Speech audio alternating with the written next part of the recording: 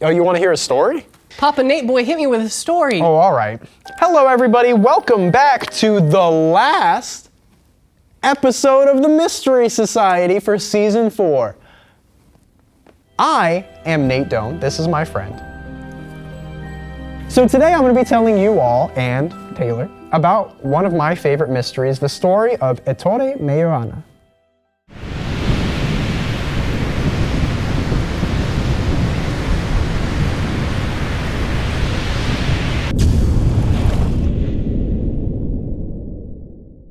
He's very famous, but not to you or I. He's very famous in the world of science and quantum mechanics. We're going to get all into his history because he's actually got a very interesting sort of history and it helps you learn a bit more about him. He was born in Catania, Sicily in 1906, and he was born to a very well-off family. His dad was an engineer who had made a lot of money, and there are some stories of Ettore's family, and when they would move, it wasn't a matter of like selling a house and buying a house. It was more of a matter of dismissing our servants here and calling our servants at the next house and saying we're going to be there in a week. So get the house ready and get all of our new belongings. One of those situations. You've been there, I've been there. We've all done TV. this before, of course. You're not filthy rich. So as a child, Ettore was very, very smart, but he was also extraordinarily shy. So he was able to calculate like multiplication of 3-digit numbers in his head, which I still can't do. And he could also do square roots in his head as well. And this was when he was like 6, 7 years old, that kind of thing. Jeez. The problem was, despite being this smart, he was so shy that it was almost debilitating. When he was in class, the teacher would call on him, he would hide under his desk, figure out the problem, and then answer from under there. Barry Holstein, who gave a speech at the University of Massachusetts, he pondered if Ettore was alive today, whether or not he would be considered autistic. In 1923, Ettore enters a 2-year preparatory course for engineers in the Faculty of Sciences at the University of Rome. So he wants to follow in his father's footsteps and be like a really smart engineer. He likes math, so it all kind of goes together. He should meet our friend Abacus. That would be nice. They'd get along. In 1927, his work starts to fall off. So he goes from being a straight A student with 100% in every course to kind of getting like lower grades every so often. How old is he? 17, he joins the 2-year prep course. After he graduates, he joins a 3-year School of Applications for Engineers. Okay. In 1927, when he's 21, is when his work starts to fall off. Okay. The reason for this is he meets another student whose name is Emilio Segre, and Emilio used to be a teacher at a different university. He transferred because he heard about this guy, Enrico Fermi, who was teaching at the university he was now at. It's kind of confusing, right? He was a teacher, transferred to be a student of this other teacher? Of this other teacher because of how smart he was. Got it. So he wants to learn from Enrico Fermi. So the reason Ettore starts to fall off is because now you have Emilio coming in and saying, hey dude, actually fuck engineering. This guy is so smart that regardless of what you want to do, you're a smart guy, you have to come with me and learn from this guy. Ettore goes, yeah, okay, whatever, that sounds cool. And he goes, I'll meet with him. And so Emilio sets up the meeting, and the way the meeting goes, Enrico Fermi is working on something that's later called the Thomas Fermi statistical model of the atom. A very, very influential work in the study of atoms. Ettore walks in the room, he like looks at the board with all of the statistical model of the atom on it, and he kind of goes like, all right. He turns around without saying anything and leaves. Comes back the next day to meet Enrico again, and he's got a list of all of these calculations he's done by hand. And he hands it to Enrico and he goes, yep, looks like all your work is correct. And he goes like, did you do this like all in your head? And Ettore was like, yeah, of course I did. And apparently Enrico had used a simple hand calculator, and it took him like years and years to figure this out. And Ettore just walked in, saw it once, wrote it all down, and figured it out like on his own. So once he had done that, Ettore was like, yeah, and actually what you figured out was pretty cool, so I'll study under you. Enrico Fermi, by the way, was only 27 years old himself, so he was like another child prodigy. Ettore studies under him starting around probably 1927. He submits his thesis paper in 1929 and is given a grade of 110 out of 110 with distinction. Now, I'm not a college guy, so I don't know that much about what that means, but it sounds incredible. That paper was called On the Quantum Mechanics of Radioactive Nuclei, and it turned out to be an incredibly influential paper in the study of quantum mechanics. So, in one way or another, Ettore from an engineering background, immediately comes into physics and starts birthing the entire field of quantum mechanics. Jeez. After graduating from that course, he's actually given a university teaching diploma at the age of he's got to be under 25 still. 1929, he would have been 22 years old, 23 almost. Mm-hmm. So he's about 23 years old. They have given him a diploma so that he can teach at the university. They also say that he possessed a complete mastery of theoretical physics. Shortly after that, he releases many influential works on the study of quantum mechanics. I have them all here, but it's not going to mean anything for me to read them out. The important part is there are 1, 2, 3, 4, 5, 6, 7, 8, 9, 10 of them, and they were written over the course of about 4 years. And these are 10 theories? No, 10 full papers that are all influential in the study of quantum mechanics. Got it. All in the course of 4 years. That completely furthered the entire study years and years ahead of where it was. In 1933, this is where things start to get a little sketchy. He's given a grant from the Italian National Research Council and does a tour of many universities, most of which are in the Germany area, I believe, and around Germany. He returns late in 1933 after beating a serious case of gastritis, which is just I don't want to call it a mild stomach infection or a stomach disease, but it's not something you would, it's not a permanent disease. It's just he had a bout of gastritis, which is a stomach disease, and then he beat it. He has no lasting effects. Okay. Despite this, after he beats the gastritis, his work starts coming out slower and slower. So he has this new mindset where he doesn't want to write anything down. So he goes from making massive discoveries in the field of quantum mechanics to making massive discoveries and then deciding that everybody else has already discovered it. So Everyone else has discovered it? Deciding it, yeah. So every time he would find something, he would be like, well, I found it, so everybody else must already know. Enrico Fermi was actually enraged by this, and a really good example, him and Fermi were working with Joly and Curie in France. What they were doing was they discovered a particle that could, again, I don't understand much of this, so I'm just gonna say it. They discovered a particle that could enter matter and expel a proton. Most of the experimenters believed that it must have just been a photon, which they already knew about, since that was the only neutral particle they knew at the time. Majorana immediately was like, you guys are out of your mind. It has to be something completely new because in order to move a proton, it has to be close to the mass of a proton. So as soon as that came out of his mouth, Enrico Fermi turned to him, and I imagine hit him on the shoulder, and was like, will you go write that in a fucking book, please? And he said, absolutely not, I'm not writing it in a book. Everybody should know about that. And 2 weeks later, Chadwick was credited with the discovery of the neutron for his work involving beryllium. So Ettore Majorana discovered the neutron, explained it perfectly, and then went, but that's not really important. Jeez. And then the discovery was credited to someone else on a completely different experiment a few weeks later. Yeah. After all of this, I assume he must have been somewhat dejected. Whatever the case is, he returns to, I think I'm pronouncing this right, it's probably not the Hotel Bologna, I think it's the Hotel Bologna. So at the Hotel Bologna, he starts lecturing on quantum theory. But the problem is he's giving such are you okay? Singing the whole Hotel California song, but switching out Bologna words. That's great. Okay, keep going. The Hotel Bologna. So he's giving these lectures on quantum mechanics and quantum theory, but he's the inventor of quantum mechanics and quantum theory, and he's also Ettore Majorana. He's not I'm not gonna say he's a bad teacher, but he's he's smart. He's smarter than anybody else could possibly be. Right. So the level of these lectures was so high that the first day there's a lot of people there and they're writing things down, and then they're kind of going slower and slower, and then some are getting up and leaving, and then the next day only 15 people show up and only 3 are showing any signs of understanding. And they keep dwindling and dwindling, but still people will show up because of who he is. During this time, he leaves all of his money in his bank account, doesn't withdraw any of it. He just lets his paychecks accumulate until late March when he withdraws all of that money at once. On March 23rd, 1938, he catches a ride on the night boat to Palermo. And from there, he sends a letter to the director of the Naples Physics Institute named Antonio Corelli. And this is the letter. Dear Corelli, I made a decision that has become unavoidable.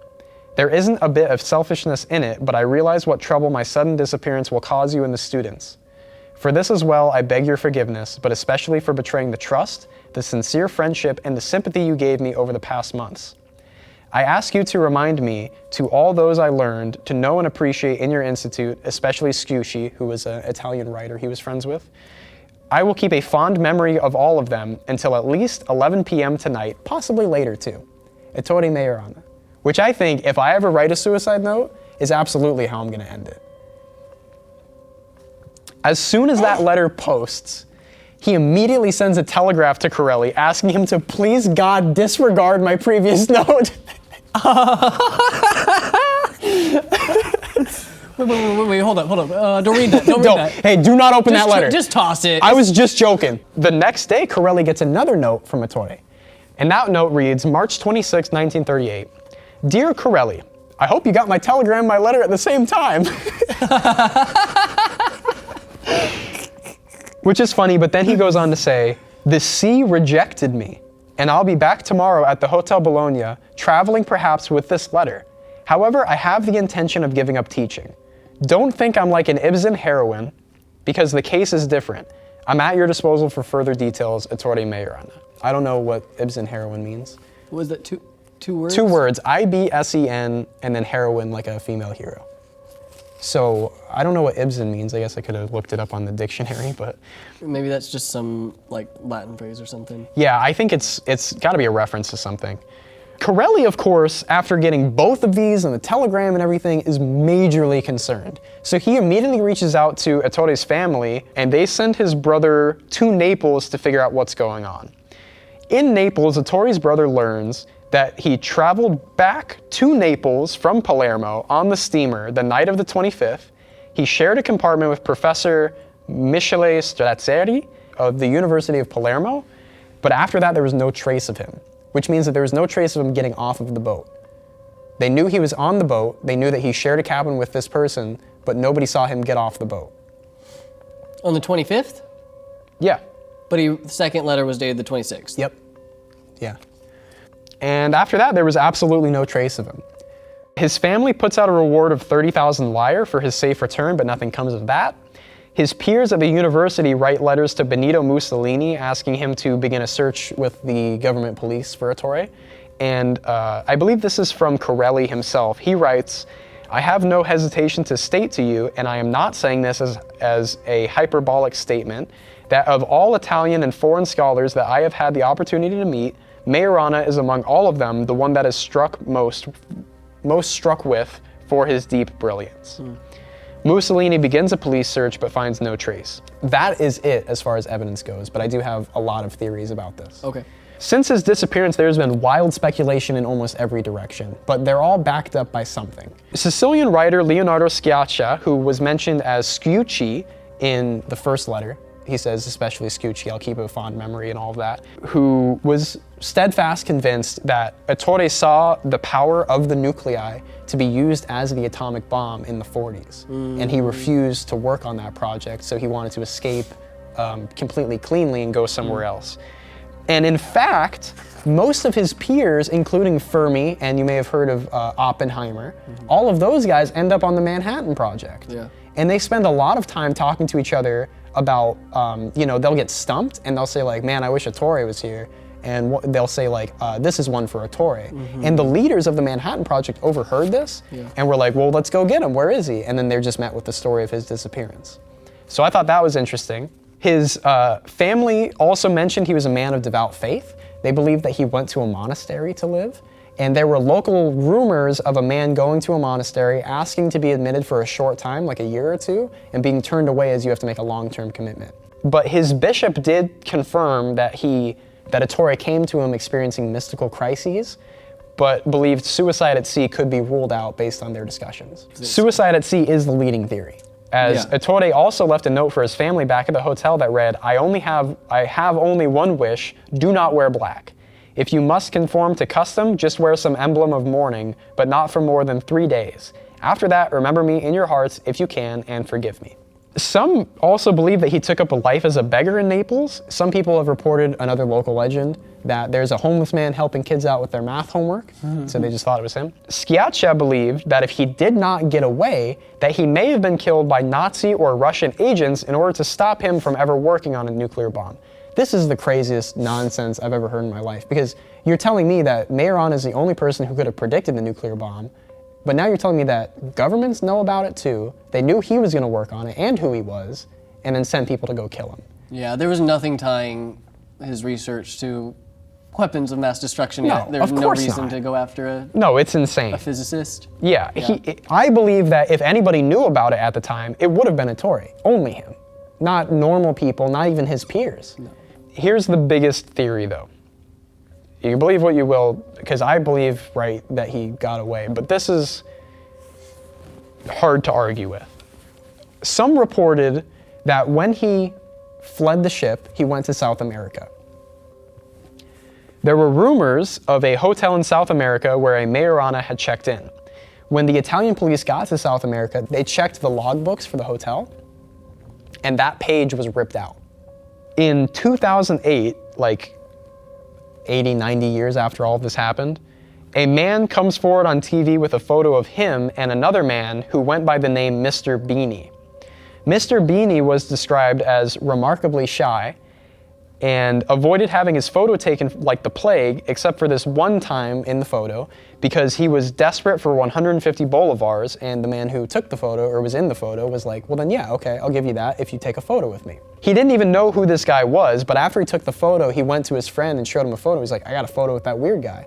His friend was like, don't you know who that guy is? He's like a genius scientist from Italy, and his name's like Majorana or something. After this guy shows up on TV with these pictures, everybody from that village comes forward and goes, yeah, we all knew. Yeah, that's Ettore Majorana. We knew the whole time. We were just trying to be nice and like not out his whole shit. Again, like it's a little hard to argue with that. And actually the Italian police in 2015 put out a statement that said, yeah, Majorana was actually living in Valenzuela between the years of 1955 and 1959. So they did forensic research with the photo in 2008 all the way up to 2015, which to me means it wasn't very conclusive, and then they just made the determination that, yep, that's him, he was in Valenzuela this whole time. Oh, so, wow. Yeah. I love that. I love that. I know, because it's his happiest ending. Oh yeah, oh that's I love that fantastic. for him. He like escaped to his small little secluded village and nobody sold him out. Like that's awesome. Yeah. If that's what it was, like I really hope that. Right, the only thing with that is his mother was searching the whole time for him and was never contacted by him. So you would think that they'd have some kind of a secret communication, but maybe not. I don't know. If he left a suicide note and then disappeared, I would feel like all of my dots were crossed. A lot of people love this guy too. There's actually a full-on like 2 or 3 hour long opera in Italy that does pretty well. That's about Ettore's life. Really? And yeah, there's a video is online you can see. It's very spiritual. Like there's a part where they show him like on the night boat to Palermo and he opens up his briefcase and all of his papers are flying out and then a portal comes out and he's sucked into it. I mean, it's wild what they do on that thing, but sounds amazing. But he's really like a cultural figure, and in my opinion, had one of the most interesting lives. And you only can really wonder, like, if all the publicity didn't get to him, maybe he could have done even more. Because it really seems to me that Ettore was one of the smartest people. He was just hindered by not even his shyness, but maybe people's want for him to be in the public eye. Everything that he, like you said, everything that he would come up with and discover was just so obvious to him, and then he started to just assume that it would be obvious to everyone, you know, because he's such a genius, and it's got to be so lonely. Oh my God, like, yeah. Can you imagine being the most intelligent person in a room? I know you can't, and sorry, I needed that one. No, but like how isolating it would be to be that more intelligent than everybody, that you just are functioning on another level, and like the communication would probably just seem so dry. That's why I never thought from the beginning that he'd ever make a good professor, because it doesn't matter how brilliant you are, teaching is a skill. He would have to take these super complex ideas and really break them down, and I just think he wasn't cut out for that. So he didn't have anywhere. What was he supposed to do? Like literally he had no place in the world except for the one mantle that everybody wanted him to hop on and solve all their problems. And so like, I would have ran too, you know? Man, I'm so glad you see it that way. That's exactly how I see this story. And as I was researching it, like I do get emotional about some of these stories, but I've never felt as close to any of the people in the stories as Ettore, because I feel like I can understand everything, like what he wanted, what he was scared of, the things that he felt like he couldn't, say that he didn't want to do. Like, the idea that, to Fermi, it's crazy that you wouldn't write down all of your discoveries. But to Ettore, he just wants to do science. Like, he doesn't want to be going to universities and doing all this crazy stuff. It didn't even seem like he really wanted to teach. He just wanted to problem solve, I think. Yeah. I think he probably just liked the mystery, the puzzle, the challenge of it, and that was it. And then when he solved it in his head, he was like, and that was enough for him. Exactly. But it wasn't enough for anybody else. Yeah. So his night where he was sailing from Naples? Yeah, Naples to Palermo. To Palermo. And then, so wait, what are the dates and the letters again? Can you remind me of that? Yeah. The dates and you want to hear the text of the letters? No, I don't need to hear the text of it. I just okay. meant the dates. So March 23rd, he goes to Palermo on the night boat. From Palermo, he writes a letter on March 25th. Right. And then he comes back on the 25th. On the 25th, but never comes off of the boat. And then the letter dated March 26th arrives to Corelli. What about the telegram? When was the telegram? Oh, the telegram was the 25th. It was literally the moment he posted the letter in Palermo. He was like, yeah, send this out. And then he was like, let me send a telegram real quick. Or a telegraph. Whichever the one is where you know. The telegram's the only thing that doesn't make sense. The telegram? Why not? Because to me it sounds like on the 25th, he sent a letter, a suicide letter, was planning on jumping into the sea on his ride home. Yeah. And then he boarded that ship on his way back to Naples. Yeah. And he literally, his letter the next day was the sea wouldn't take me, or the sea gave me back. Yeah, the sea rejected So it sounds like he tried to jump in the water and didn't drown, couldn't drown, was rescued, freaked out, and came to his senses. And obviously he's not with the ship anymore, so he didn't ever exit the ship because he jumped off. Yeah. And then he swims to land or whatever, and the next day writes that letter. Yeah. Like, oh, what was I thinking? The telegram's the only thing that doesn't make sense, that he sent the letter, then sent the telegram, and then never got off that ship. Like, what happened between the telegram and Oh, yeah, that's true. Because you would think that he changed his mind after the telegram, right? Right. So in my opinion, I think he was just going back and forth so hard that he was really like, yeah, I'm gonna kill myself, no, just kidding. And then on the boat, he was like, I'm doing it. And then he washed up on shore and he was like, well, okay. And then wrote this other letter. And then I assume that from wherever he was when he wrote the letter, he just bounced and went to South America. Right. Took all of his money. He had a lot of money, right. I'm sure. So that's what I think. I think you're right. I never thought about the idea that he did jump into the water and that's why they didn't see him get off the boat, but he still came back to shore. Right. That's what the sea gave me back sounded like. Yeah, every time I think about that part, I think of if he jumped off the boat, he must have died. But you're right, he probably washed up on shore, wrote the letter, and then I guess bounced at some point. This is another one where we're probably never gonna have any kind of closure on it. No, he didn't even finish his theories, man. No. One thing will have closure though, season 4 of the Mystery Society. No. Right now? Yeah. Nate, no. This is it. Or is it? Dreading. That was an amazing story. Thank you. It was actually really cool. I liked all of your stories this season. Yeah, I thought yours were great too. Honestly, the theme of Lost at Sea was so great. It was, yeah, there was a lot to look into, and I'm going to stay away from the ocean for a good while. Yeah. We hope you enjoyed all of our episodes as well. Yeah. Thank you guys for hanging out with us in our nautical pub. I'm not really sure where we are. You it's bought a real this pub. place? How much did this cost for you? 6 pence. And wow. So Six. Thank you so much for watching. We hope you enjoyed the season. If you want to see more seasons of the Mystery Society, just give us a like and subscribe, and make sure to comment below begging Jen to come back, and hopefully we'll get her back someday. But until then, we will see you next time on the Mystery Society. Thank you guys. Bye.